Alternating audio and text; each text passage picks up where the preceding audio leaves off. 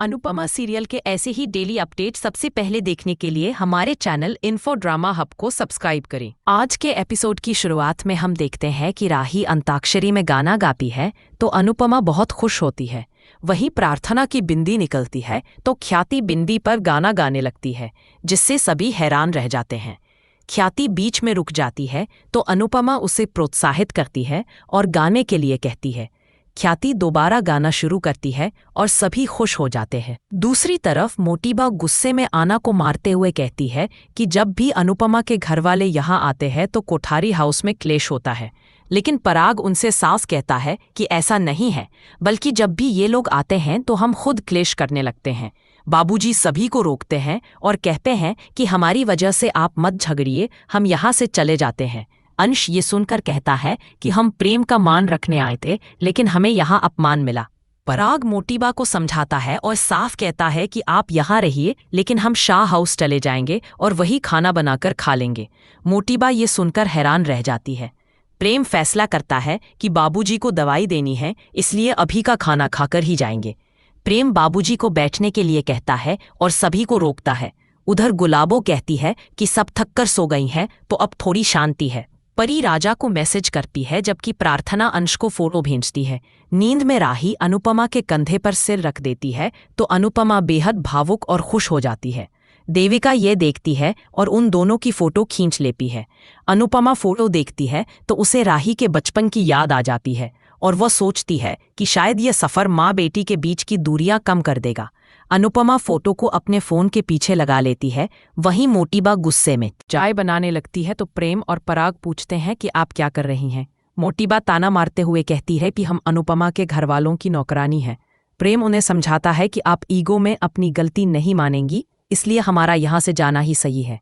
पराग भी कहता है कि हम न तो मेहमानों का अपमान सहन कर सकते हैं और न ही आपको परेशान करना चाहते हैं, इसलिए हम शाह हाउस जा रहे हैं। आप आराम से फैसला लीजिए। मोटीबा परेशान होकर वहां से चली जाती है। प्रेम कहता है कि राही भी मोटीबा की तरह जिद्दी है।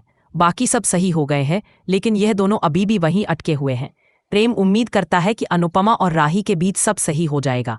बस में अचानक झटका लगता है तो राही उठ जाती है और पीछे चली जाती है। देविका अनुपमा के पास बैठकर धन्यवाद कहती है। अनुपमा मुस्कुराकर कहती है कि असल में देविका की वजह से सब एक साथ हैं और इतना आनंद ले रहे हैं। अनुपमा उम्मीद जताती है कि इस ट्रिप से रिश्तों में आई दरारें भर जाएंगी। देविका भरोसा दिलाती है कि अनुपमा जो चाहती है वह जरूर होगा। गुलाबो बस रोककर कहती है कि सब फ्रेश हो जाओ और खाना खा लो। लीला कहती है कि कहीं सामान चोरी न हो जाए। गुलाबो भरोसा दिलाती है कि वह बस लॉक करके जाएगी। सभी बस से उतरते हैं। लीला कहती है कि उसे एसिडिटी हो रही है तो सरिता मजाक में कहती है कि हर चीज ज्यादा खाओगी तो ऐसा ही होगा। सब हंस पड़ते हैं। सरिता और लीला की बहस होने लगती है, लेकिन अनुपमा बीच में आकर समझदारी से स्थिति संभाल लेती है। सरिता लीला से कहती है कि अपनी गैस से सिलेंडर भर दो तो सभी हंस पड़ते हैं। अनुपमा लीला को घरेलू नुस्खा देती है जिससे वह राहत पा सकती है। लीला मजाक में कहती है कि औरतें कहीं पर भी चली जाएं, लेकिन किचन को साथ ले जाना नहीं भूलती। किंजल सबको बताती है कि गुलाबो ने कहा है 15 मिनट में सबको वापस आना होगा। सरिता शिकायत करती है कि गुलाबो हर समय डांटती रहती है, जबकि देविका और अनुपमा गुलाबो की तारीफ करती हैं। इसके बाद अनुपमा को सामने खूबसूरत नज़ारा दिखाई देता है तो वह देखकर हैरान हो जाती है। देविका पूछती है कि क्या हुआ तो अनुपमा उसे नज़ारा दिखाती है। देविका भी देखकर खुश होती है और कहती है कि हमारे आसपास इतनी खूबसूरती होती है लेकिन हमें दिखती ही नहीं। अनुपमा कहती है कि हम देखते ही नहीं क्योंकि जिंदगी की भाग दौड़ में रुकने का समय ही नहीं होता। अनुपमा कहती है कि कभी कभी मेरा मन करता है कि सब रोक कर सिर्फ ऐसे नज़ारे देखूं। देविका कहती है तो आज सब रोक दो और दोनों नज़ारे देखने लग जाती हैं। अनुपमा खुश होकर अनुज का नाम पुकारती है।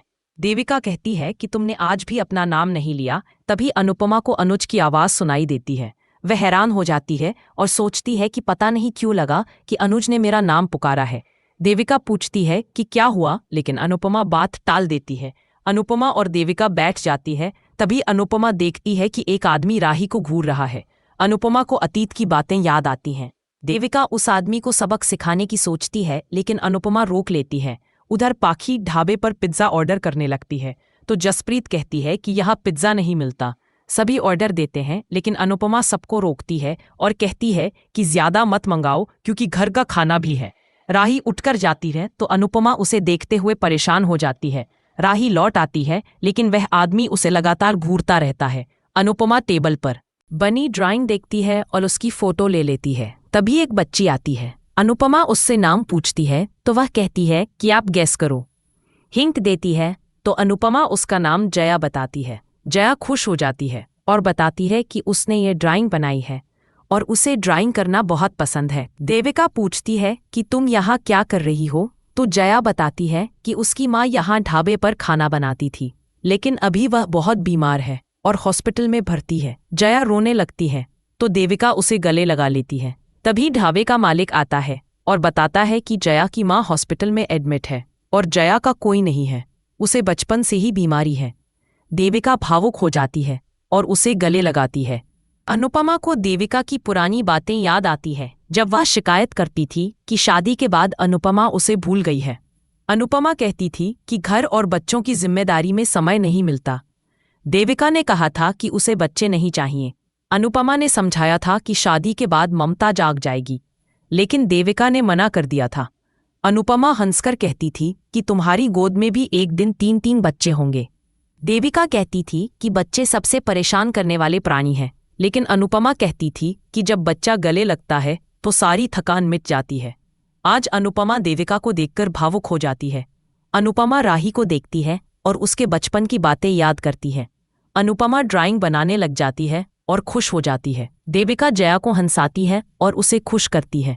ये देखकर अनुपमा भी खुश हो जाती है और एपिसोड यही खत्म हो जाता है। अगले एपिसोड की झलक में दिखाया जाता है कि सभी सरिता के गांव पहुंचते हैं, जहां अनुपमा को समर की आवाज सुनाई देती है। अनुपमा कहती है कि उसे बार बार समर की याद आ रही है और लगता है कि वह आसपास ही है। देविका कहती है कि शायद समर तुमसे कुछ कहना चाहता है या उसका इस गांव से कोई कनेक्शन है।